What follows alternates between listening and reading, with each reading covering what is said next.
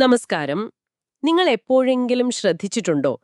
നിങ്ങളുടെ തലയ്ക്കകത്ത് എപ്പോഴും ഒരാളിങ്ങനെ സംസാരിച്ചുകൊണ്ടിരിക്കുന്നത്. നമ്മൾ ഒറ്റയ്ക്കിരിക്കുമ്പോഴായാലും ഉറങ്ങാൻ കിടക്കുമ്പോഴായാലും അഭിപ്രായങ്ങളും വിമർശനങ്ങളും സംശയങ്ങളും ഒക്കെ ആയിട്ട് ഒരാൾ എപ്പോഴും ആക്റ്റീവാണ്. ആ ശബ്ദം അത് ശരിക്കും നിങ്ങളാണോ? അതോ നിങ്ങൾ കേൾക്കുന്ന മറ്റെന്തെങ്കിലുമാണോ? പിന്നെ ചിലപ്പോ ഒരു കാരണവുമില്ലാതെ നമുക്ക് ഭയങ്കര സന്തോഷം തോന്നും, അല്ലേ? മറ്റു ചിലപ്പോ വല്ലാത്തൊരു ഭാരം. ഇതിന്റെയൊക്കെ കാരണമെന്താ? ഈ ചോദ്യങ്ങൾക്കുള്ള ഉത്തരങ്ങളാണ് നമ്മളിന്ന് തിരയാൻ പോകുന്നത്. അതിനായി നമ്മൾ നോക്കുന്നത് മൈക്കൽ എ സിംഗറിന്റെ അൺടെതേർഡ് സോൾ എന്ന പുസ്തകത്തിലെ ചില ആശയങ്ങളാണ്. യഥാർത്ഥ സ്വാതന്ത്ര്യം എങ്ങനെ കണ്ടെത്താം എന്നതിനെക്കുറിച്ചുള്ള ഒരു ആഴത്തിലുള്ള ചർച്ചയിലേക്കാണ് നമ്മൾ പോകുന്നത്. അതെ, ഈ പുസ്തകം മുന്നോട്ട് വെക്കുന്ന ഏറ്റവും അടിസ്ഥാനപരമായ ആശയം ശരിക്കു പറഞ്ഞാൽ വളരെ ലളിതമാണ്. നിങ്ങളുടെ ചിന്തകളോ വികാരങ്ങളോ അല്ലെങ്കിൽ ഈ ശരീരമോ അല്ല, മറിച്ച് ഇതിനെയെല്ലാം നിരീക്ഷിക്കുന്ന, ഇതിനെല്ലാം സാക്ഷിയായി നിൽക്കുന്ന ഒരു ശുദ്ധമായ ബോധമാണ് നിങ്ങൾ. സാക്ഷിഭാവം. അതെ, വിറ്റ്നസ് കോൺഷ്യസ്നസ്. ഈ ഒരു തിരിച്ചറിവിലേക്ക് എങ്ങനെ എത്താമെന്നാണ് പുസ്തകം പറയുന്നത്. നമ്മുടെ ഉള്ളിലെ ഈ നിർത്താതെയുള്ള സംസാരമില്ലേ, അതിനെ എങ്ങനെ കൈകാര്യം ചെയ്യാം? നമ്മുടെ ഊർജത്തിന്റെ ഒഴുക്കിനെ തടസ്സപ്പെടുത്തുന്നതെന്താണ്? പിന്നെ വർഷങ്ങൾക്ക് മുമ്പ് നടന്ന സംഭവങ്ങൾ പോലും നമ്മളെ ഇന്നും എങ്ങനെയാണ് നിയന്ത്രിക്കുന്നത് എന്നൊക്കെ വളരെ ലളിതമായിട്ട് പറഞ്ഞു തരുന്നുണ്ട്. കൊള്ളാം. അപ്പോൾ നമുക്ക് ആ തലയ്ക്കകത്തെ ശബ്ദത്തിൽ നിന്നു തന്നെ തുടങ്ങാം. പുസ്തകത്തില് അതിനൊരു രസകരമായ പേരാ കൊടുത്തിരിക്കുന്നത് ഇന്നർ റൂംമേറ്റ്, ഉള്ളിലെ സഹവാസി. നല്ലൊരു പേരാണത്. ലോ എന്നൊക്കെ പറഞ്ഞ് നമ്മളെ ശല്യം ചെയ്യുന്നയാൾ. ഒരു കല്യാണത്തിന് പോകുമ്പോൾ ഇവളെയാണോ അവൻ കെട്ടേണ്ടിയിരുന്നത്, ഇതിലും നല്ലൊരു ബന്ധം കിട്ടിയേനെ എന്ന് കമന്റ് അടിക്കുന്ന ആ ഒരാള്. ശരിയാണ്. പുസ്തകം സിമ്പിളായിട്ട് പറയുന്ന ഒരു കാര്യം, ഈ ശബ്ദം നിങ്ങളല്ല, നിങ്ങളിത് കേട്ടോണ്ടിരിക്കുന്ന ആളാണെന്ന് തിരിച്ചറിവാണ് ഫ്രീഡത്തിലേക്കുള്ള ഫസ്റ്റ് സ്റ്റെപ്പ് എന്ന. അതെ, ആ റൂംമേറ്റ് ഒരു തന്ത്രശാലിയാണ്. നമ്മുടെ ഭയങ്ങളും ആശങ്കകളും ഒക്കെയാണ് അതിന്റെ ഇന്ധനം. ഒന്ന് ശ്രദ്ധിച്ചു നോക്കിയാൽ അറിയാം, അത് കൂടുതലും സംസാരിക്കുന്നത് ഒന്നുകിൽ കഴിഞ്ഞുപോയ കാര്യങ്ങളെക്കുറിച്ചായിരിക്കും, അല്ലെങ്കിൽ വരാനിരിക്കുന്ന കാര്യങ്ങളെക്കുറിച്ച്. അതെ, അന്ന് ഞാനങ്ങനെ പറയരുതായിരുന്നു, അല്ലെങ്കിൽ നാളെ ആ മീറ്റിംഗിൽ എന്ത് സംഭവിക്കുമോ എന്തോ. ഈ രണ്ട് കാലങ്ങളിൽ മാത്രമേ അതിന് നിലനിൽപ്പുള്ളൂ. വർത്തമാനകാലത്തിൽ, അതായത് ഈ നിമിഷത്തിൽ അതിനധികം സ്ഥാനമില്ല. ഓ, അവിടെയാണ് നമ്മൾ അതിനെ പിടികൂടേണ്ടത്. നിങ്ങൾ ഈ നിമിഷത്തിൽ പൂർണ്ണമായി ശ്രദ്ധ കേന്ദ്രീകരിക്കുമ്പോൾ ആ ശബ്ദം താനെ നിലയ്ക്കുന്നത് കാണാം. അത് വളരെ ശരിയാണ്. നമ്മളൊരു സിനിമ കാണുമ്പോഴോ അല്ലെങ്കിൽ ഇഷ്ടപ്പെട്ട ഒരു പാട്ട് കേൾക്കുമ്പോഴോ ഈ ശബ്ദം എവിടെ പോകുന്നു നമ്മൾ അറിയാറേയില്ല. കാരണം അപ്പോൾ നമ്മൾ ആ നിമിഷത്തിലാണ്. അതെ, അപ്പോ ഈ ശബ്ദം ഞാനല്ല എന്ന തിരിച്ചറിവിൽ നിന്നാണ് എല്ലാം തുടങ്ങുന്നത്. ഇത് സ്വാഭാവികമായും അടുത്ത ചോദ്യത്തിലേക്ക് നയിക്കുന്നുണ്ട്. അപ്പൊ പിന്നെ ഞാൻ ആരാണ്? അതാണ് ഏറ്റവും പ്രധാനപ്പെട്ട ചോദ്യം. രമണ മഹർഷി ചോദിച്ച അതേ ചോദ്യം, ഞാൻ ആരാണ്? Who am I? പുസ്തകം പറയുന്നത് നിങ്ങൾ നിങ്ങളുടെ ശരീരമല്ല, കാരണം ശരീരം മാറിക്കൊണ്ടിരിക്കും. പേരല്ല, ജോലിയല്ല, ഒന്നുമല്ല, ചിന്തകളല്ല, വികാരങ്ങളല്ല, കാരണം ഇവയൊന്നും സ്ഥിരമല്ലല്ലോ. എന്നാൽ കുട്ടിക്കാലം മുതൽ ഇന്നുവരെ ഈ മാറ്റങ്ങളെയെല്ലാം ഒരേപോലെ കണ്ടുകൊണ്ടിരിക്കുന്ന, അനുഭവിച്ചുകൊണ്ടിരിക്കുന്ന ഒന്ന് നിങ്ങളുടെ ഉള്ളിലുണ്ട്. അതാണ് നിങ്ങളുടെ ബോധം, നിങ്ങളുടെ യഥാർത്ഥ ഞാൻ, ചിന്തകളുടെയും വികാരങ്ങളുടെയുമൊക്കെ പിന്നിലുള്ള നിശബ്ദനായ ആ സാക്ഷി. ഒരു മിനിറ്റ്.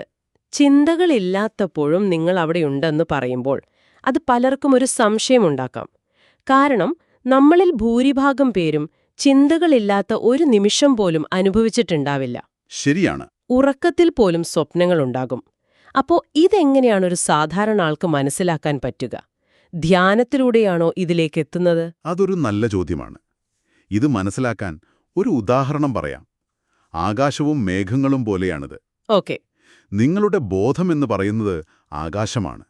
വിശാലമായ, ശാന്തമായ, ഒന്നും സംഭവിക്കാത്ത ആകാശം. ചിന്തകളും വികാരങ്ങളുമൊക്കെ ആ ആകാശത്തിലൂടെ കടന്നുപോകുന്ന മേഘങ്ങളാണ്.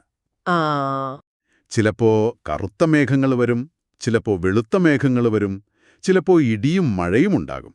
പക്ഷെ എന്ത് സംഭവിച്ചാലും ആകാശത്തിന് ഒരു മാറ്റവുമില്ല. അതെപ്പോഴും അവിടെ തന്നെ ഉണ്ടാകും. എപ്പോഴും അവിടെയുണ്ട്. നമ്മൾ സാധാരണയായി ചെയ്യുന്നത് ഓരോ മേഘം വരുമ്പോഴും അയ്യോ ഇടിവെട്ടുന്നേ പറഞ്ഞ് ആ മേഘമാണ് ഞാൻ എന്ന് തെറ്റിദ്ധരിക്കുകയാണ്. ധ്യാനമെന്നത് ഈ മേഘങ്ങളെ നിരീക്ഷിക്കാനും ഞാൻ ആകാശമാണെന്ന് തിരിച്ചറിയാനുമുള്ള ഒരു പരിശീലനം മാത്രമാണ്. അപ്പൊ ധ്യാനം മാത്രമല്ല വഴി. അല്ല, ഓരോ നിമിഷവും നമ്മളെ ചിന്തകളെ ഒന്ന് ദൂരെ നിന്ന് കാണാൻ ശ്രമിക്കുന്നത് പോലും ഒരുതരം പരിശീലനമാണ്. ആകാശവും മേഘങ്ങളും എന്ന ഉദാഹരണം വളരെ നന്നായിട്ടുണ്ട്, മനസ്സിലാക്കാൻ എളുപ്പമുണ്ട്. അപ്പൊ നമ്മളെ ചിന്തകളെ നിരീക്ഷിക്കാൻ പഠിക്കുന്നു. പക്ഷേ ചില സമയങ്ങളിൽ ചില വികാരങ്ങൾ നമ്മളെ അന്ന് കീഴടക്കി കളയും. ഒരു കാരണവുമില്ലാതെ ദേഷ്യം വരും, അല്ലെങ്കിൽ പഴയതെന്തെങ്കിലും ഓർത്ത് പെട്ടെന്ന് സങ്കടം വരും. അതെ അതെ. ഇന്ന് റൂംമേറ്റിന്റെ വെറും സംസാരം പോലെയല്ല ഇത്. ഇതിന് ഭയങ്കര ശക്തിയാണ്. ഇതിന് പുസ്തകം എങ്ങനെയാണ് വിശദീകരിക്കുന്നത്? അവിടെയാണ് പുസ്തകത്തിലെ ഏറ്റവും ശക്തമായ ഒരാശയത്തിലേക്ക് നമ്മൾ വരുന്നത്. ഉള്ളിലെ വേദന അല്ലെങ്കിൽ ദി ഇന്നർ തോൺ എന്നതിനെക്കുറിച്ച് പുസ്തകം പറയുന്നുണ്ട്. ഉള്ളിലെ മുള്ള്. അതെ, ഒരു ഉദാഹരണത്തിലൂടെ ഇത് വ്യക്തമാക്കാം. നിങ്ങളുടെ കയ്യിൽ ഒരു മുള്ള് തറച്ചിരിക്കുകയാണെന്ന് കരുതുക. ഓക്കെ. പക്ഷെ അത് എടുത്തു കളയുന്നതിനു പകരം ആ മുള്ള് എവിടെയും തട്ടാതിരിക്കാൻ നിങ്ങൾ ജീവിതം മുഴുവൻ ശ്രദ്ധിച്ച് ജീവിക്കുന്നു. ആളുകൾ അടുത്തേക്ക് വരുമ്പോൾ നിങ്ങൾ ഒഴിഞ്ഞു മാറും, കാരണം അവർ തട്ടിയാൽ നിങ്ങൾക്ക് വേദനിക്കും. വാതിൽ തുറക്കുമ്പോൾ പോലും ശ്രദ്ധിക്കും. എന്റെ ജീവിതം മുഴുവൻ ആ മുള്ളിനെ സംരക്ഷിക്കാനുള്ള ഒരു ശ്രമമായിട്ട് മാറും. അതെ. ആ ഉള്ളിലെ മുള്ള് എന്ന ഉദാഹരണം ശരിക്കും കൊള്ളുന്നുണ്ട്. നമ്മൾ എത്ര തവണയാണ് നമ്മുടെ ജീവിതം മുഴുവൻ ഉള്ളിലെ ഏതോ ഒരു ചെറിയ അസ്വസ്ഥത ഒഴിവാക്കാനായി പ്ലാൻ ചെയ്യുന്നത്? ശരിയാണ്. ചില ആളുകളോട് സംസാരിക്കാതിരിക്കുന്നത്, ചില സാഹചര്യങ്ങൾ ഒഴിവാക്കുന്നത് എല്ലാം ഈ മുള്ളിൽ തട്ടുമോ എന്ന പേടികൊണ്ടാണ്. അതെ, ആ മുള്ള് അവിടെ ഉണ്ടെന്ന് സമ്മതിക്കാൻ പോലും നമ്മൾ തയ്യാറാവാറില്ല. ഇത് വലിയൊരു തിരിച്ചറിവാണ്. അപ്പോൾ എന്താണ് ഈ മുള്ള്? ഈ മുള്ളിനെയാണ് പുസ്തകം സംസ്കാര അഥവാ സാംസ്കാര എന്ന് വിളിക്കുന്നത്. അതായത് പൂർണ്ണമായി അനുഭവിക്കാതെ നമ്മൾ ഉള്ളിൽ അടക്കിവെച്ച പഴയ അനുഭവങ്ങളുടെ ഒരുതരം ഊർജ്ജരൂപങ്ങളാണത്. ഊർജ്ജരൂപങ്ങളോ? അതെ, പണ്ടെപ്പോഴും അനുഭവിച്ചൊരു വേദന, ഒരു അപമാനം, ഒരു നിരാശ, അതിനെ അപ്പോൾ തന്നെ അനുഭവിച്ച് വിട്ടുകളയുന്നതിനു പകരം നമ്മളതിന് ഉള്ളിൽ എവിടെയോ പൂട്ടിവെക്കുന്നു. പിന്നീട് ആ പഴയ സംഭവത്തെ ഓർമ്മിപ്പിക്കുന്ന എന്തെങ്കിലും നടക്കുമ്പോൾ ഈ അടക്കിവെച്ച ഊർജ്ജം പുറത്തേക്ക് വരും. അതാണ് പെട്ടെന്നുണ്ടാകുന്ന ദേഷ്യവും സങ്കടവുമൊക്കെ. അതെ. അപ്പോൾ ഈ സംസ്കാര എന്നു പറയുന്നത് ഒരു തരം വൈകാരികമായ അലർജി പോലെയാണോ? പെർഫെക്റ്റ്. ആ വാക്ക് വളരെ ശരിയാണ്. ഒരു അലർജിക് റിയാക്ഷൻ. പണ്ട് എപ്പോഴോ ഒരു പ്രത്യേക സാഹചര്യത്തില് നമുക്കൊരു മോശം അനുഭവമുണ്ടായി. അതെ. എന്നിട്ട് പിന്നീട് അതേപോലത്തെ ഒരു സാഹചര്യം വരുമ്പോൾ, അല്ലെങ്കിൽ അതിനെ ഓർമ്മിപ്പിക്കുന്ന ഒരു പാട്ട് കേൾക്കുമ്പോൾ പോലും അപ്പൊ തന്നെ ശരീരം പ്രതികരിക്കും, മനസ്സ് പ്രതികരിക്കും. കൊള്ളാം. പുസ്തകത്തിലൊരു ഉദാഹരണം പറഞ്ഞാൽ, വർഷങ്ങൾക്ക് മുൻപ് നിങ്ങളുടെ കാമുകിയുമായി പിരിയാൻ കാരണമായ ഒരു പ്രത്യേക മോഡൽ കാർ. ആ സംഭവത്തിന് ശേഷം വർഷങ്ങൾ കഴിഞ്ഞാലും അതേ മോഡൽ കാർ റോഡിൽ കാണുമ്പോൾ ഒരു കാരണവുമില്ലാതെ നിങ്ങളുടെ ഉള്ളിലൊരു അസ്വസ്ഥതയുണ്ടാകും. നിങ്ങളുടെ ഹൃദയം ചെറുതായി അടയും. ഇത് സംഭവിക്കുന്നത് ആ സംസ്കാരം ഉണരുന്നതുകൊണ്ടാണ്. ഈ അടക്കിവെച്ച ഊർജ്ജമാണ് നമ്മുടെ ഹൃദയത്തെ തുറക്കാനും അടയ്ക്കാനും പ്രേരിപ്പിക്കുന്നത്. നമ്മുടെ സ്നേഹിക്കാനും സന്തോഷിക്കാനുമുള്ള കഴിവിനെ അത് ലിമിറ്റ് ചെയ്യും. ഈ സംസ്കാരം എന്ന ആശയം വളരെ ശക്തമാണ്.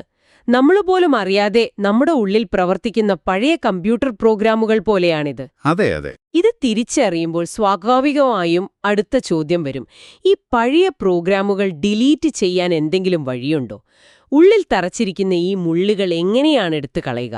പുസ്തകം നിർദ്ദേശിക്കുന്ന വഴി ഒറ്റവാക്കിൽ പറഞ്ഞാൽ ഇതാണ്: വിട്ടുകളയുക. Let go. Let go.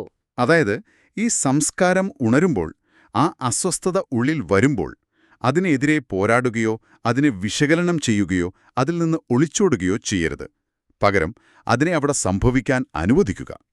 ആ വേദനയെ അല്ലെങ്കിൽ അസ്വസ്ഥതയെ പൂർണ്ണമായി അനുഭവിക്കുക. എന്നിട്ട് അതിനെ കടന്നുപോകാൻ അനുവദിക്കുക. പക്ഷേ വിട്ടുകളയുക എന്ന് കേൾക്കുമ്പോൾ വളരെ നിസ്സാരമായി തോന്നാം. യഥാർത്ഥത്തിൽ ദേഷ്യമോ സങ്കടമോ വരുമ്പോൾ അതിനെ വെറുതെ വിട്ടുകളയാൻ ഭയങ്കര ബുദ്ധിമുട്ടല്ലേ? തീർച്ചയായും. നമ്മൾ അതിൽ പിടിച്ചു തൂങ്ങുകയല്ലേ സാധാരണ ചെയ്യാറ്? എന്താണ് ഇതിന്റെ ഒരു പ്രായോഗികമായ മാർഗം? ബുദ്ധിമുട്ടാണ്. കാരണം വർഷങ്ങളുടെ ശീലമാണത്. അതുകൊണ്ടാണ് ഇതിനെ ജീവിതം തന്നെ ഒരു പരിശീലന കളിയാരിയാക്കി മാറ്റാൻ പുസ്തകം പറയുന്നത്. ഓക്കേ. വലിയ കാര്യങ്ങളിൽ നിന്ന് തുടങ്ങേണ്ട, വളരെ ചെറിയ കാര്യങ്ങളിൽ നിന്ന് തുടങ്ങുക.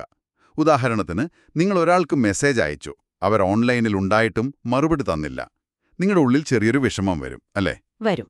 സാധാരണ നമ്മൾ ചെയ്യുന്നത് ആ വിഷമത്തെക്കുറിച്ച് കൂടുതൽ ചിന്തിച്ച് അതിനെ വലുതാക്കുകയാണ്. അവൻ എന്താ മറുപടി തരാത്തത്, ഞാൻ വല്ല മണ്ടത്തരവുമാണോ അയച്ചത് എന്നൊക്കെ. അതിനു പകരം ആ വിഷമം ഉള്ളിൽ വരുമ്പോൾ ഓക്കെ, എനിക്കിപ്പോൾ ഒരു ചെറിയ വിഷമം തോന്നുന്നുണ്ട് എന്ന് തിരിച്ചറിയുക. എന്നിട്ടോ? ഒരു ദീർഘശ്വാസമെടുത്ത് ആ വികാരത്തെ ഒന്ന് റിലാക്സ് ചെയ്യാൻ ശ്രമിക്കുക. അതിനെ കടന്നു പോകാൻ അനുവദിക്കുക. ഓരോ തവണ ഇത് ചെയ്യുമ്പോഴും നിങ്ങൾ ആന്തരികമായി കൂടുതൽ സ്വതന്ത്രനാവുകയാണ്. ഓക്കെ, അപ്പോൾ ചെറിയ ചെറിയ നിമിഷങ്ങളിലെ അസ്വസ്ഥതകളെ വിട്ടുകളയാൻ പഠിക്കുന്നതിലൂടെ നമ്മളൊരു പുതിയ ശീലം വളർത്തുകയാണ്. അതെ, ഈ പരിശീലനം നമ്മളെ എവിടെയാണ് കൊണ്ടുചെന്നെത്തിക്കുക? ഇതിന്റെ ആത്യന്തികമായ ലക്ഷ്യം എന്താണ്? ഇതിന്റെ ആത്യന്തികമായ ലക്ഷ്യമല്ലെങ്കിൽ പരിശീലനം എന്ന് പറയുന്നത് എന്ത് സംഭവിച്ചാലും സന്തോഷമായിരിക്കാൻ തീരുമാനിക്കുക എന്നതാണ്. നിരുപാധികമായ സന്തോഷം, അൺകണ്ടീഷണൽ ഹാപ്പിനെസ്. Unconditional happiness. അതെ, അതായത് എനിക്ക് ലോട്ടറി അടിച്ചാൽ ഞാൻ സന്തോഷിക്കും, എനിക്ക് പ്രൊമോഷൻ കിട്ടിയാൽ ഞാൻ സന്തോഷിക്കും എന്ന നിബന്ധനകളില്ലാത്ത അവസ്ഥ. എന്റെ സന്തോഷം പുറമേയുള്ള ഒന്നിനെയും ആശ്രയിച്ചല്ല, അതെന്റെ ഉള്ളിൽ നിന്നുള്ള ഒരു തീരുമാനമാണ് എന്ന തിരിച്ചറിവ്. ഇത് കേൾക്കാൻ വളരെ നല്ലതാണ്, പക്ഷേ പ്രായോഗികമായി ഇതിലൊരു ബുദ്ധിമുട്ടില്ലേ? നമ്മുടെ ജീവിതത്തില് ശരിക്കും മോശം കാര്യങ്ങൾ സംഭവിക്കുമ്പോൾ, ഉദാഹരണത്തിന് ഒരു അസുഖം വരുമ്പോൾ, അല്ലെങ്കിൽ പ്രിയപ്പെട്ട ഒരാളെ നഷ്ടപ്പെടുമ്പോൾ, ഞാൻ സന്തോഷവാനായിരിക്കും എന്ന് വെറുതെ തീരുമാനിച്ചാൽ മതിയോ? അതൊരു തരം ഒളിച്ചോട്ടമാകില്ലേ?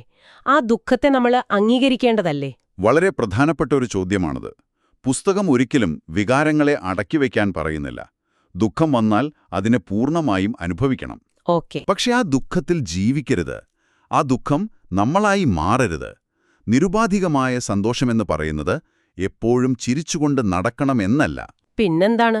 മറിച്ച് ജീവിതത്തിൽ എന്ത് സംഭവിച്ചാലും എന്റെ ഉള്ളിലെ സമാധാനം നഷ്ടപ്പെടുത്താൻ ഞാൻ ഒന്നിനെയും അനുവദിക്കില്ല എന്ന ഉറച്ച തീരുമാനമാണ്. ഓരോ തവണ നിങ്ങളുടെ സമാധാനം നഷ്ടപ്പെടുമ്പോഴും അത് നിങ്ങളുടെ ഉള്ളിലെ ഏതോ ഒരു സംസ്കാരത്തെയാണ് തൊടുന്നത് എന്ന് മനസ്സിലാക്കുക. അതുകൊണ്ട് ഓരോ വെല്ലുവിളിയും ഉള്ളിലെ ഈ പഴയ ഊർജത്തെ കണ്ടെത്തി അതിനെ വിട്ടുകളയാനുള്ള ഒരു അവസരമായി മാറും. അപ്പോൾ ജീവിതത്തിലെ ഓരോ നിമിഷവും ഒരു ആത്മീയ പാതയായി മാറും. അതെ, ഒരു പരിശീലനമായി മാറും. അപ്പോൾ നമ്മൾ തുടങ്ങിയത് തലയ്ക്കകത്തെ ആ നിർത്താത്ത സംസാരത്തിൽ നിന്നാണ്. അതെ, അത് നമ്മളല്ല, അതിനെ കേൾക്കുന്ന സാക്ഷിയാണ് നമ്മളെന്ന് മനസ്സിലാക്കി. പിന്നെ നമ്മുടെ വൈകാരികമായ പ്രതികരണങ്ങൾക്ക് കാരണം ഉള്ളിൽ അടക്കിവെച്ച സംസ്കാരങ്ങളാണെന്ന് കണ്ടു. ശരിയാണ്. അതിൽ നിന്ന് മോചനം നേടാനുള്ള വഴിയാണ് വിട്ടുകളയുക എന്ന പരിശീലനം. ഇതിന്റെയെല്ലാം ലക്ഷ്യം നിരുപാധികമായ സന്തോഷം കണ്ടെത്തുക എന്നതുമാണ്. അതെ, വളരെ വ്യക്തമായി കാര്യങ്ങൾ മനസ്സിലാകുന്നുണ്ട്. അതെ, ചുരുക്കത്തിൽ ഇതാണ് പുസ്തകത്തിന്റെ കാതൽ. പുറമേയുള്ള ലോകത്തെ മാറ്റിമറിക്കാൻ ശ്രമിക്കുന്നതിനു പകരം നമ്മുടെ ഉള്ളിലെ ലോകത്തെ ശുദ്ധീകരിക്കുക. ആന്തരികമായ സ്വാതന്ത്ര്യം നേടുമ്പോൾ പുറമേയുള്ള സാഹചര്യങ്ങൾ നമ്മളെ അത്രയധികം അലട്ടാതാവും. കൊടുങ്കാറ്റിന്റെ നടുവിലും ശാന്തമായിരിക്കാൻ കഴിയുന്നൊരവസ്ഥ. അതെ. നിങ്ങൾക്കായി ഒരു ചിന്ത തന്നുകൊണ്ട് നമുക്ക് ഈ ചർച്ച അവസാനിപ്പിക്കാം. പുസ്തകത്തിൽ മരണത്തെക്കുറിച്ച് വളരെ ശക്തമായൊരു ഭാഗമുണ്ട്. നിങ്ങൾക്ക് ജീവിക്കാൻ ഒരാഴ്ച മാത്രമേ ബാക്കിയുള്ളൂ എന്ന് ഒരു ഡോക്ടർ ഉറപ്പിച്ചു പറഞ്ഞാൽ നിങ്ങൾ ആ അവസാനത്തെ ആഴ്ച എങ്ങനെ ജീവിക്കും? സമാധാനം, ബന്ധങ്ങൾ, ഇവയൊക്കെ ആവില്ലേ? തീർച്ചയായും. പുസ്തകം ചോദിക്കുന്നതിതാണ്, ആ രീതിയിൽ ജീവിക്കാൻ മരണം വാതിൽക്കൽ വന്നു മുട്ടുന്നതുവരെ കാത്തിരിക്കേണ്ടതുണ്ടോ?